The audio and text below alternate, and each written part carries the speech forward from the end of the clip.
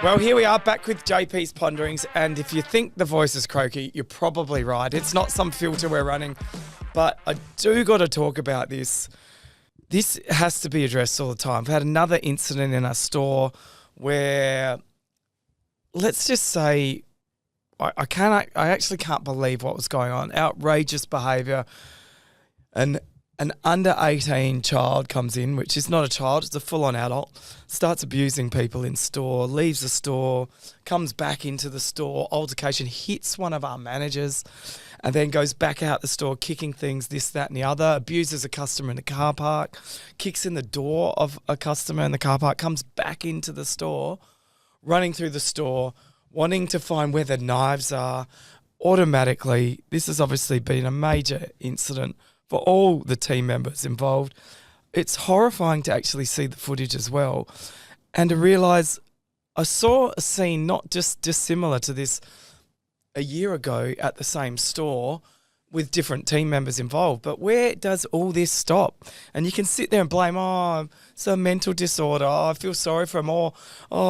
He's run out of his drugs, because that's what he was saying. In the end, when he was looking for the knife, the team courageously and customers took this person down, held him until the police came, because this bloke was looking for a knife within a supermarket. Now, mental disorders. Now, I don't know, I'm definitely not a doctor, so don't take this for what I'm reading on the internet and my own way of learning.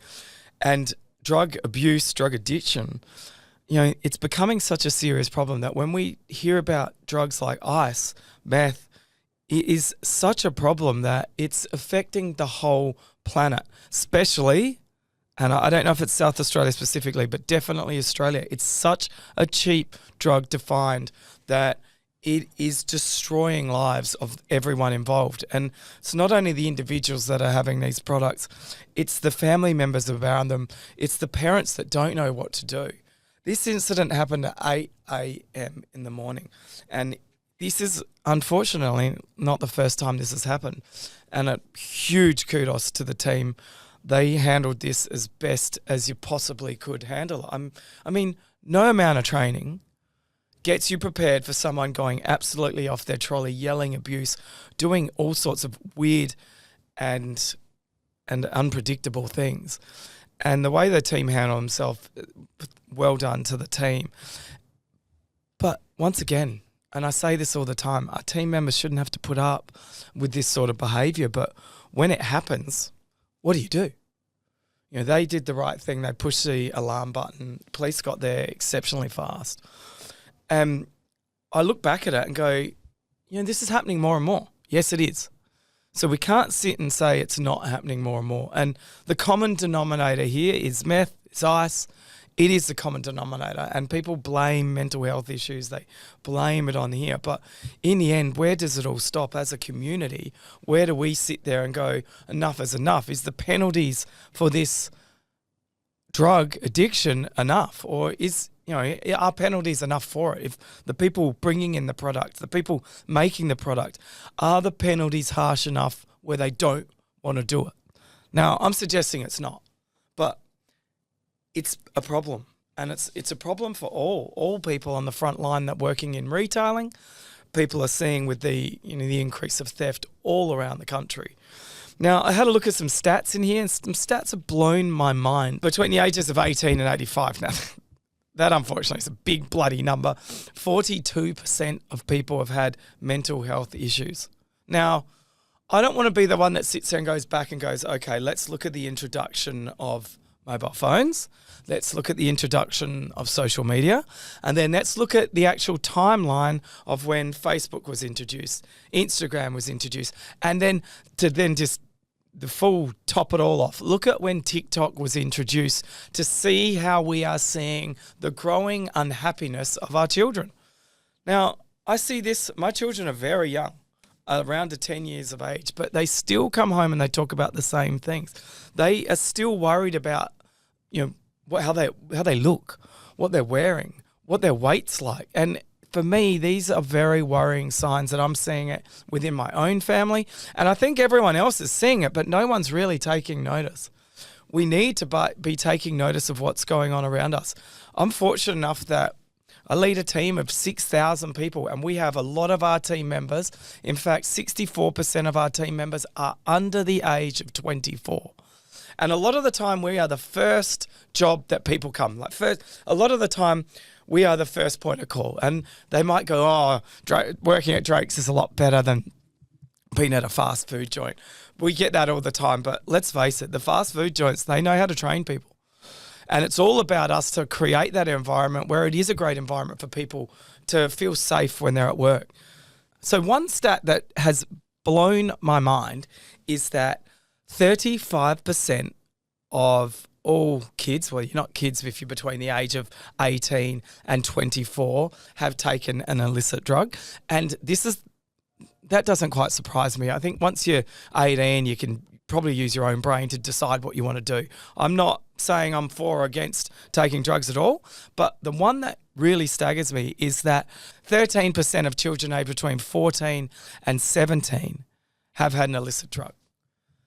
Now that's only a few years older than my own kids. I would be absolutely mortified if they came home and said, oh, Dad, I just had a joint. Or, Dad, I've just had some tablet acid. Or, Dad, the kids are offering me ice at school. I mean, what the fuck is going on for this sort of behaviour to be happening? And are parents actually missing this? And I'm not one to be one of those parents that are a helicopter parent. I've got to be the be-all and end-all, know everything and control everything at all. I think you live and learn from life. And I can tell you I've definitely done that. And I don't regret a thing that I've done. But I also understand that not everyone is the same as me. Thank God for that. I don't know how they do it. But one thing's for sure is that where is this stemming down? I mean, we're in a society where people are drinking less, and where people are from very young ages having illicit drugs, which could be a reason for why we're seeing all this anxiety issues and why we're seeing all this depression and why we're seeing all these mental health issues. Could be. Do I know if it is? Absolutely, I do not know. But what we are seeing on the front line in my own industry is people coming in off their heads on meth and ice. And I'll speak about these particular things because this is the ones that we're seeing firsthand. So where does it all go from here?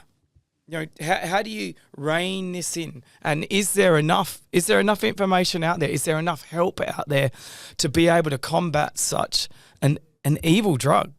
Like, I'm not seeing people smoking bongs and fucking wanting to stab people and things like that. I'm not seeing it on any other drug other than this.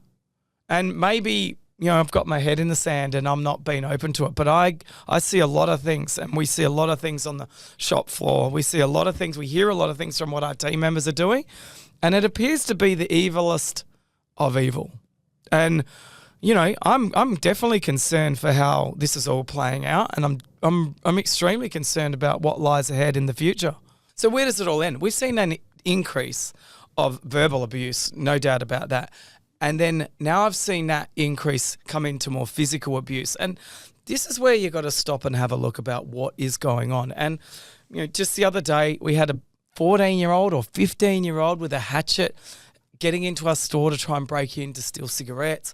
And at midnight. So where does the responsibility of the parent end?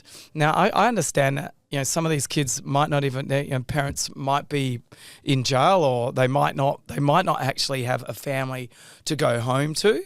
So, or it might not be good at home that they're trying to be out. I understand that, but that's not the majority. And as a parent, I mean, if I was 14 years of old and not home at 8 o'clock at night, let alone bloody 11 o'clock at night, I think my parents would be definitely hitting me across the arse with the stick, which is, in my day, used to get the old wooden stick across the arse, broke a few in my time.